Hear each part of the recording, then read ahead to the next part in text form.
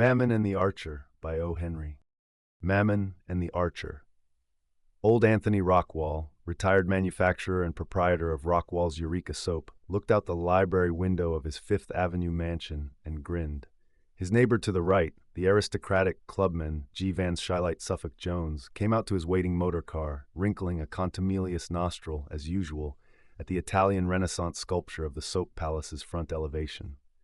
"Stuck-up old statuette of nothing doing," commented the ex-Soap King. "The Eden Musee'll get that old frozen Nestle Road yet if he don't watch out. I'll have this house painted red, white, and blue next summer and see if that'll make his Dutch nose turn up any higher." And then Anthony Rockwall, who never cared for bells, went to the door of his library and shouted, "Mike!" in the same voice that had once chipped off pieces of the welkin on the Kansas prairies. "Tell my son," said Anthony to the answering menial, "to come in here before he leaves the house." When young Rockwall entered the library, the old man laid aside his newspaper, looked at him with a kindly grimness on his big, smooth, ruddy countenance, rumpled his mop of white hair with one hand, and rattled the keys in his pocket with the other.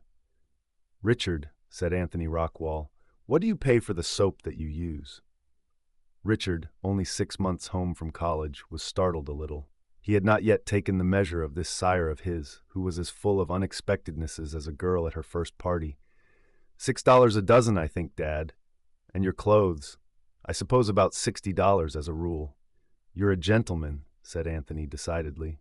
"I've heard of these young bloods spending $24 a dozen for soap and going over the 100 mark for clothes. You've got as much money to waste as any of 'em, and yet you stick to what's decent and moderate. Now I use the old Eureka, not only for sentiment, but it's the purest soap made. Whenever you pay more than 10 cents a cake for soap, you buy bad perfumes and labels. But 50 cents is doing very well for a young man in your generation, position, and condition. As I said, you're a gentleman. They say it takes 3 generations to make one. They're off. Money'll do it, as slick as soap grease. It's made you one. By hokey, it's almost made one of me. I'm nearly as impolite and disagreeable and ill-mannered as these 2 old Knickerbocker gents on each side of me that can't sleep of nights because I bought in between 'em." "There are some things that money can't accomplish," remarked young Rockwall, rather gloomily. "Now, don't say that," said old Anthony, shocked. "I bet my money on money every time. I've been through the encyclopedia down to Y, looking for something you can't buy with it. And I expect to have to take up the appendix next week. I'm for money against the field. Tell me something money won't buy." "For one thing," answered Richard, rankling a little, "it won't buy one into the exclusive circles of society." "Oh ho, won't it?" thundered the champion of the root of evil. "You tell me where your exclusive circles would be if the first Astor hadn't had the money to pay for his steerage passage over?" Richard sighed. "And that's what I was coming to," said the old man, less boisterously. "That's why I asked you to come in. There's something going wrong with you, boy. I've been noticing it for 2 weeks. Out with it. I guess I could lay my hands on 11 millions within 24 hours, besides the real estate. If it's your liver, there's the Rambler down in the bay, cold and ready to steam down to the Bahamas in 2 days. Not a bad guess, Dad. You haven't missed it far." "Ah," said Anthony keenly. "What's her name?" Richard began to walk up and down the library floor. There was enough comradeship and sympathy in this crude old father of his to draw his forward confidence. "Why don't you ask her?" demanded old Anthony. "She'll jump at you. You've got the money and the looks, and you're a decent boy. Your hands are clean. You've got no Eureka soap on 'em. You've been to college, but she'll overlook that." "I haven't had a chance," said Richard. "Make one," said Anthony.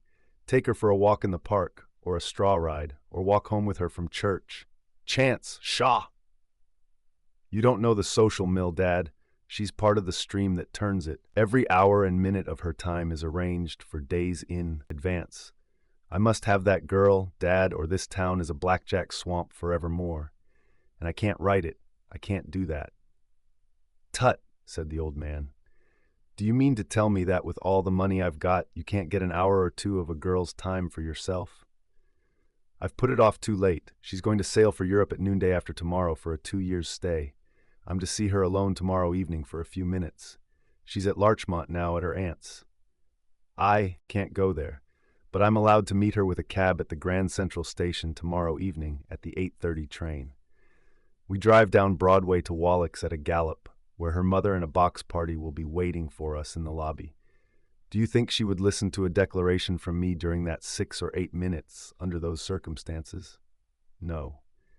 And what chance would I have in the theater or afterward? None. No, Dad, this is one tangle that your money can't unravel. We can't buy 1 minute of time with cash. If we could, rich people would live longer. There's no hope of getting a talk with Miss Lantry before she sails.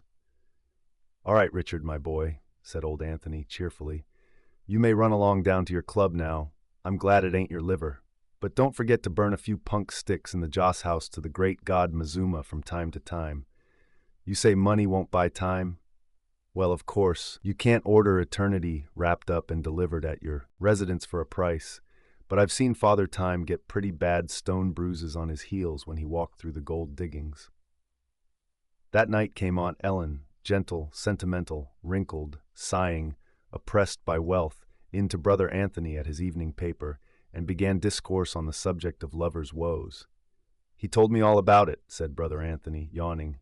I told him my bank account was at his service, and then he began to knock money.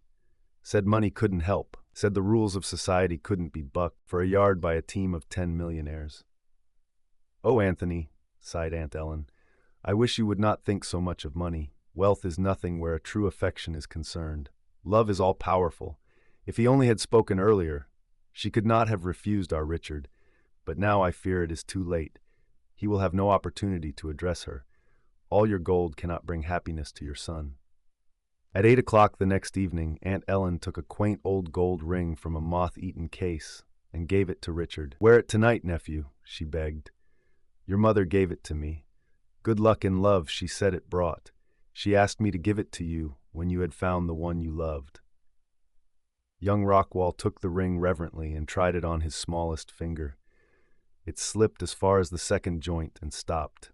He took it off and stuffed it into his vest pocket after the manner of man, and then he phoned for his cab. At the station he captured Miss Lantry out of the gadding mob at 8:32. We mustn't keep Mamma and the others waiting, said she. To Wallach's Theater as fast as you can drive, said Richard loyally. They whirled up 42nd to Broadway, and then down the white-starred lane that leads from the soft meadows of sunset to the rocky hills of morning. At 34th Street, young Richard quickly thrust up the trap and ordered the cabman to stop. I've dropped a ring, he apologized as he climbed out. It was my mother's, and I'd hate to lose it. I won't detain you a minute. I saw where it fell. In less than a minute, he was back in the cab with the ring. But within that minute, a crosstown car had stopped directly in front of the cab. The cabman tried to pass to the left, but a heavy express wagon cut him off. He tried the right and had to back away from a furniture van that had no business to be there. He tried to back out, but dropped his reins and swore dutifully. He was blockaded in a tangled mess of vehicles and horses. One of those street blockades had occurred that sometimes tie up commerce and movement quite suddenly in the big city. Why don't you drive on? Said Miss Lantry impatiently. We'll be late. Richard stood up in the cab and looked around. He saw a congested flood of wagons, trucks, cabs, vans, and streetcars filling the vast space where Broadway, 6th Avenue, and 34th Street cross one another, as a 26-inch maiden fills her 22-inch girdle. And still, from all the cross streets, they were hurrying and rattling toward the converging point at full speed, and hurling themselves into the struggling mass, locking wheels and adding their drivers' imprecations to the clamor. The entire traffic of Manhattan seemed to have jammed itself around them. The oldest New Yorker among the thousands of spectators that lined the sidewalks had not witnessed a street blockade of the proportions of this one. I'm very sorry, said Richard as he resumed his seat, but it looks as if we are stuck. They won't get this jumble loosened up in an hour. It was my fault. If I hadn't dropped the ring, Let me see the ring, said Miss Lantry. Now that it can't be helped, I don't care. I think theaters are stupid anyway. At 11 o'clock that night, somebody tapped lightly on Anthony Rockwall's door. Come in, shouted Anthony, who was in a red dressing gown, reading a book of piratical adventures. Somebody was Aunt Ellen, looking like a gray-haired angel that had been left on Earth by mistake. "They're engaged, Anthony," she said softly.